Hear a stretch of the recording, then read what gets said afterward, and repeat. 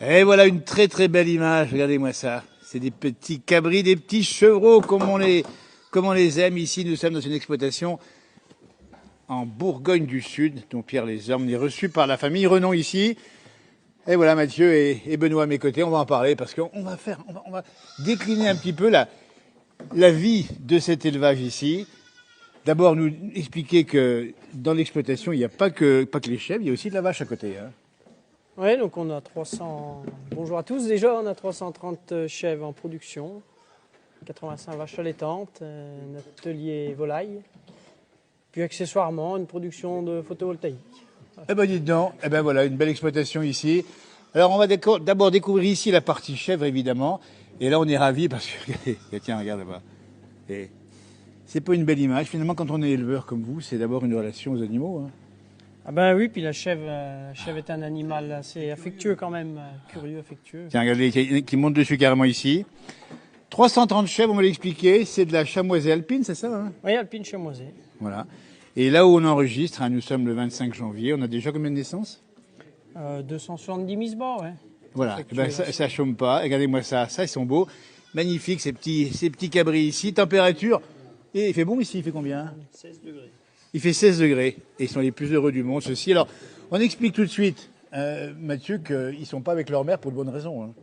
Ben oui, donc on collecte le lait pour transformation en fromage. Donc Voilà. ils sont cartés les premiers jours. Exactement. Et élevés ici. Et puis, Ah, ils sont beaux. Hein. on charge la traite des chèvres. Voilà, parce qu'on explique bien ici, c'est de l'élevage, on dit bien, pour la vocation laitière. Ce lait qui part ensuite dans une coopérative à Pélussin.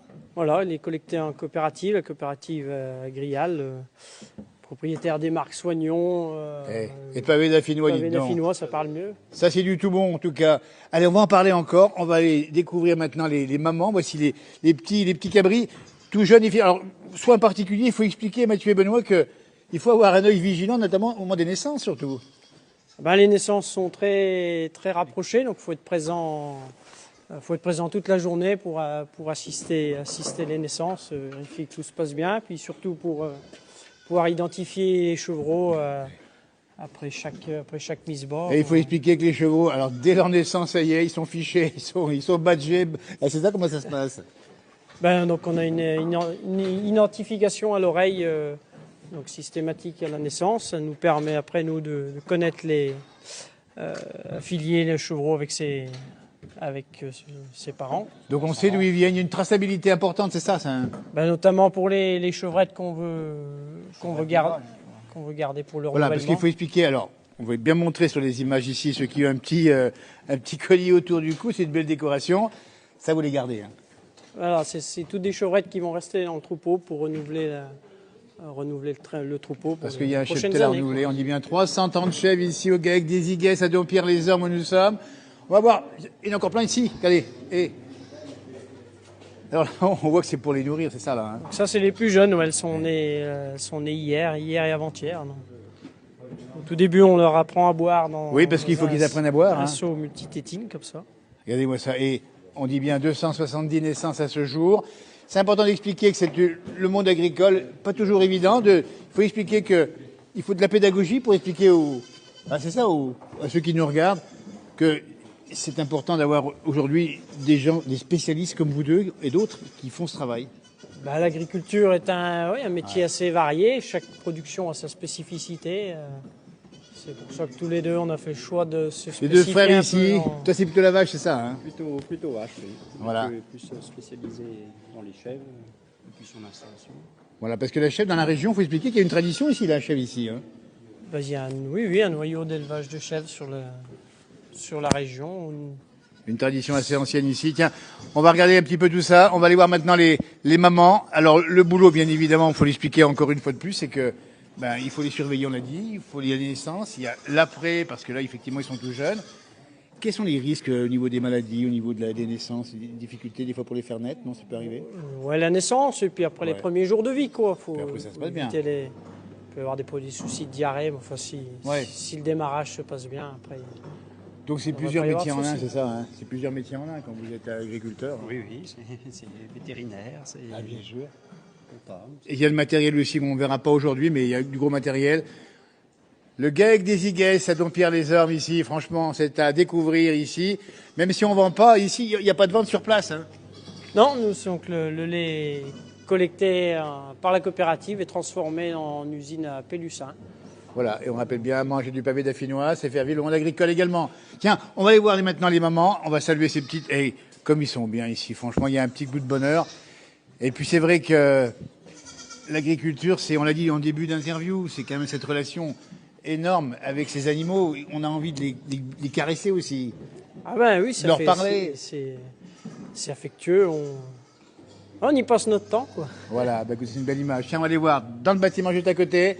Là, il y a 16 degrés, une bonne température. Là-bas, il fera un peu plus frais. C'est normal d'ailleurs que ça soit plus frais puisque on est à une température de combien ici?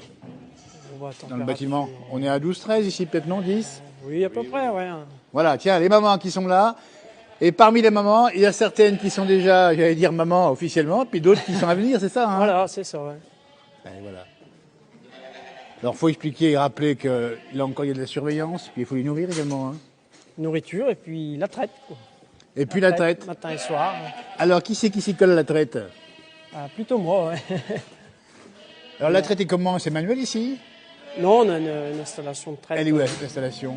Elle est ici, là. Voilà, on explique bien que manuellement, c'est pas possible parce qu'il y en a quand même beaucoup. Et que sinon, il y a effectivement la salle de traite qu'on voit ici. Regardez. Avec, ben là, ce qui est bien, c'est pratique aussi, c'est qu'elles connaissent le circuit, les bêtes. Hein. Elles connaissent bien le circuit. Voilà. Ben, la traite aura lieu d'ici peu de temps maintenant. Hein. Ouais, on ça. enregistre à peu près à 17h, c'est ça? Et ça va se passer dans 3 quarts d'heure, à peu près? Voilà, c'est ça, ouais. Voilà, on va les montrer ici. Alors, elles sont accompagnées des boucs qu'on verra pas ici. Les boucs qui sont plus loin. Ils sont dans un autre bâtiment, ouais. Expliquons quand même que vers le 15 août, vous mettez les boucs avec les chèvres. La chèvre a une durée de gestation de 5 mois, donc on met les boucs avec les chèvres début août pour des saillies courant août, début septembre, et puis des mises bas en janvier, février. Donc on sait que vers le 15 janvier, ça arrive en masse, c'est le cas depuis quelques jours, donc ça vous occupe bien en général ici. Oui, hein. oui, il y a une période de 15 jours, 3 semaines qui est assez chargée. Mais... Et ben voilà. Voilà, ça fait digérer les chocolats. Les fêtes. Oui, il faut laisser passer les fêtes justement, puis après ça vous occupe bien. Et puis la chèvre, c'est un animal sympathique, on a l'impression que voilà, on peut presque causer, on les entend ici, elles nous répondent. Hein. Oui, oui, c'est très affectueux. Allez, moi cette belle image ici. Et on peut estimer le nombre de litres de lait par jour à peu près. Ça dépend de l'année, il y a des moments où ça... À peu près 4 litres par chèvre. Ah oui. Entre 3 litres et demi et 4 litres par chèvre. Eh bien, au comptez pic de lactation. 330 fois 4, ça vous fait tant. Voilà, ouais. Voilà. Eh bien, grand merci, GAEC des Iguès ici, voilà l'agriculture avec des jeunes qui ont choisi ce métier, il faut l'expliquer. Hein. Mathieu, c'est plutôt les chèvres. Benoît, c'est plutôt les vaches. Bon, on ne parlera pas des vaches forcément aujourd'hui ici, mais dans une autre publication. Ce qu'il faut expliquer, c'est que c'est un métier passion. Oui, c'est un métier passion. On est né dedans.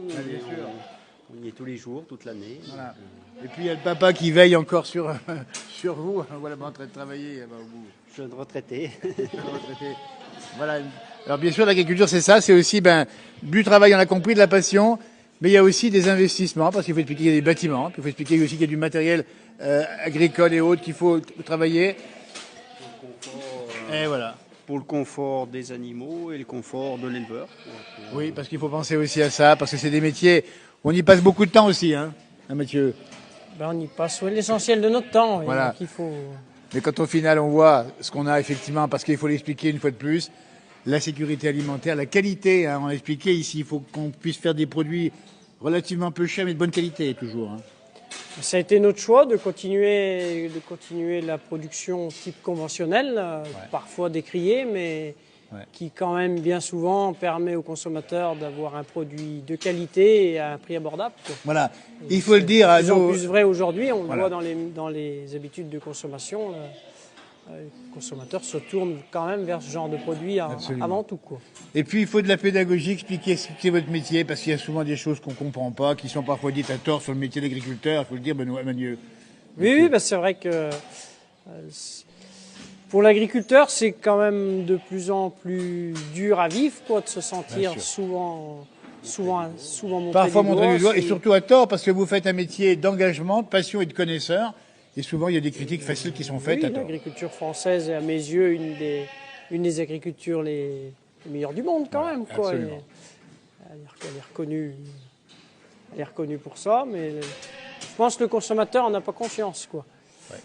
Et l'agriculture est quand même dans un tournant dans l'histoire, l'agriculture française ou mondiale, on peut dire. Hein. Ouais. Et on va quand même vers une fin de l'abondance Exactement. qui risque de nous pousser à changer nos habitudes de consommation. Voilà. Donc le message est bien passé ici.